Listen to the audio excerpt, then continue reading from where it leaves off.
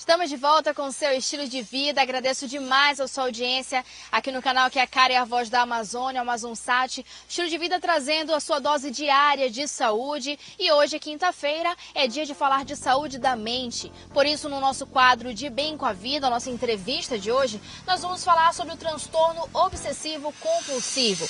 Nós com certeza conhecemos pessoas que se preocupam demais com a sujeira, em lavar as mãos a todo momento, em verificar repetidas vezes se fechou a porta, onde deixou a chave do carro, enfim.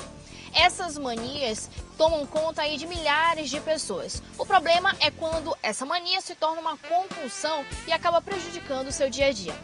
Para falar sobre esse assunto, nós convidamos o psicólogo Amon Alencar, que está conosco toda terça-feira no quadro de Bem com a Vida, trazendo dicas e esclarecimentos sobre assuntos voltados à saúde da nossa mente. Bom dia, Amon, seja bem-vindo. Bom dia, Denise. Bom dia a todos que nos assistem. Hoje vamos falar sobre esse transtorno que é tão dolorido para quem sofre e sofre de forma silenciosa. Vamos entender como é que ele acontece hoje. Tá certo. Como é que a gente pode, então, definir o transtorno obsessivo compulsivo, mais conhecido como TOC? Bem, o transtorno obsessivo compulsivo, ele não nasce com a pessoa, mas algumas doenças podem fazer com que esse transtorno aconteça. Ele venha a acontecer ao longo da sua vida. É muito comum que surja tanto na adolescência quanto na infância.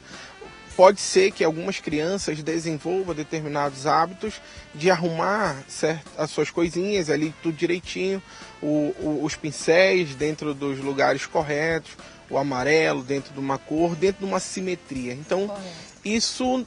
a criança tem um transtorno?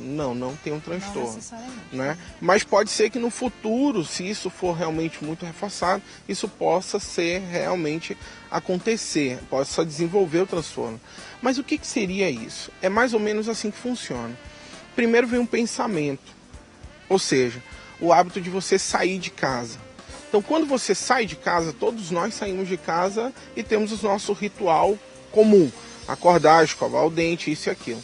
A partir do momento em que você desenvolve um pensamento, poxa, hoje eu não posso sair de casa de preto. Se eu usar preto, hoje o meu dia vai ser horrível. Então o que isso acontece?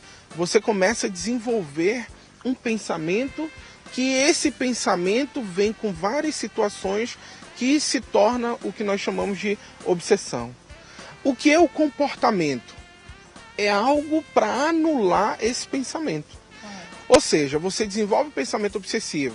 Eu não posso sair de preto, senão eu não vou conseguir ter um dia bom. Mas se eu andar para trás 3 vezes, eu vou ter um dia maravilhoso. Então, antes de sair de casa, a pessoa vai na porta, dá para trás 3 vezes e volta de novo para frente e vai de novo para trás. Isso aí é o comportamento que vai diminuir a ansiedade gerada pelo pensamento obsessivo. Correto. É mais ou menos assim que funciona. Agora, existe uma causa para que a pessoa desenvolva esse transtorno? É algo que a gente pode atestar por meio de sintomas? Enfim, qual que é a causa, se é que existe uma explicação para o desenvolvimento? Por exemplo, o Amon desenvolveu, mas a Denise não. O que explica? Sim, a medicina acredita em alguns fatores no sentido de que você pode desenvolver a partir de disfunções cerebrais. Ou seja, o seu cérebro ele não funciona de uma determinada forma tão bem quanto de outra maneira. Então, determinados hormônios que hoje ele pode produzir, amanhã ele pode não estar produzindo. Então, são esses hormônios que fazem com que as pessoas desenvolvam ou não. Então, tenha uma dificuldade orgânica ou não dentro desse pensamento, dentro deste transtorno, que pode ser. Pode ser uma infecção, pode ser uma infecção, mas pode ser fatores psicológicos. Correto. Morrer um ente querido do nada, simplesmente alguém teve um problema no coração e morreu dentro da nossa própria família. E esse fato daquela pessoa morrer de forma inesperada começa a trazer pensamentos obsessivos, de morte também para aquela pessoa. Então é esse pensamento que vai criar uma mania. para você poder compensar aquela ansiedade que é gerada pelo pensamento. Então, cada pessoa acaba podendo desenvolver de uma maneira diferente. De uma maneira. Agora, amor, quando é que, por exemplo, o pessoal está ali em casa e já está pensativo, poxa, eu tenho algumas manias, eu realmente tenho algumas atitudes repetitivas que todo dia eu estou ali fazendo. Quando que a mania deve ser olhada com uma atenção a mais, porque pode estar sendo desenvolvida aí uma compulsão? Quando a mania ela começa a impedir que você faça determinadas atividades no seu dia a dia. Quando ela começa a te limitar durante, por exemplo, 1 hora. Você leva 1 hora fazendo rituais para que você possa sair de casa. Então isso aí começa a te prejudicar. Ou então você começa a produzir, vamos dizer assim, uma ansiedade na falta de ir em busca das pessoas. Você prefere não ir mais ao encontro de alguém porque você pode sofrer por alguma coisa. Então, isso começa, o isolamento ele começa a te prejudicar. Então, em vez de você começar a ir para o trabalho, começar a sair para a faculdade, para a escola, isso começa a te isolar. Então, esse isolamento ele já não é natural. Ou seja, qualquer comportamento que te mude o ritmo de vida, que impeça de você ter determinadas atividades, é hora de você procurar auxílio, ajuda tanto do médico quanto do psicólogo. E como é que é feito esse diagnóstico? Operação no meu dia a dia, ou até mesmo um familiar, um amigo, né, me fez essa observação. Quem é que eu devo procurar para ser feito esse diagnóstico positivo ou negativo? Sim, o que a gente não pode confundir é o que realmente acontece. Todo mundo tem toque, né? Todo mundo diz, eu tenho toque. Mas o toque não é bonito. Não é como as pessoas dizem. É uma coisa ruim. Eu tenho toque. Não, quem tem toque verdadeiramente sofre por ter toque. Por quê? Esse pensamento, ele é tão complicado para que a pessoa possa entender que se a Denise sonhar que eu penso isso, eu posso morrer. É mais ou menos que funciona.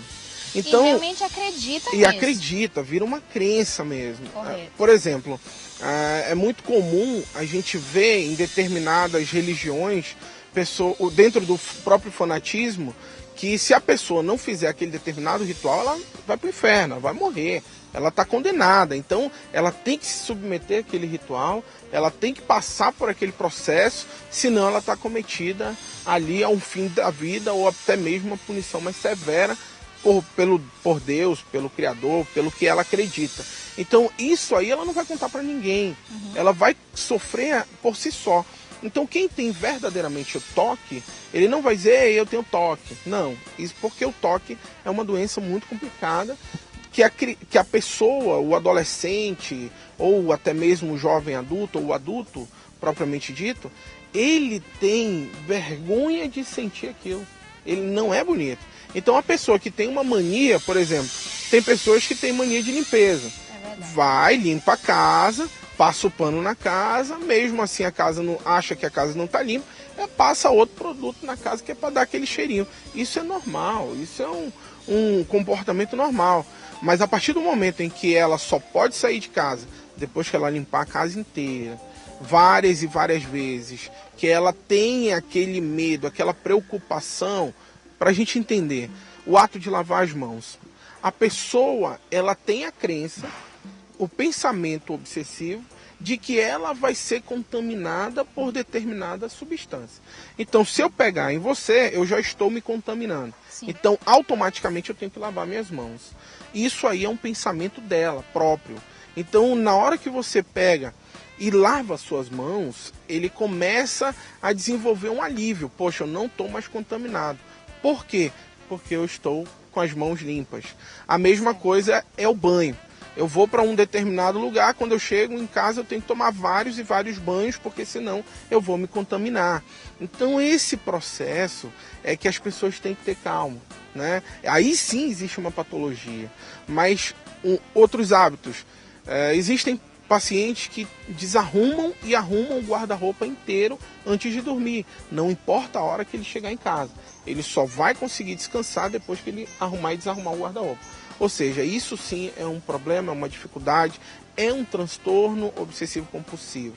Tá certo. Agora, no momento em que você só tem aquela mania de realmente voltar para verificar se a porta realmente está fechada, realmente de lavar as mãos depois que você ingere determinados alimentos ou antes de ingerir determinados... São hábitos normais, são hábitos de higiene. Não podemos confundir esses hábitos exatamente com essa questão do TOC, que é um transtorno bem complicado e bem difícil de ser trabalhado. Prejudica demais, né, a vida de quem sofre desse transtorno. Olha, a gente vai agora para um breve intervalo comercial. No próximo bloco, a gente vai trazer para você um pouco mais sobre esse assunto, principalmente falando em relação ao tratamento, se é medicamentoso, se é por meio de terapia, se tem ou não a cura. No próximo bloco, a gente volta a conversar mais sobre esse assunto. Até já!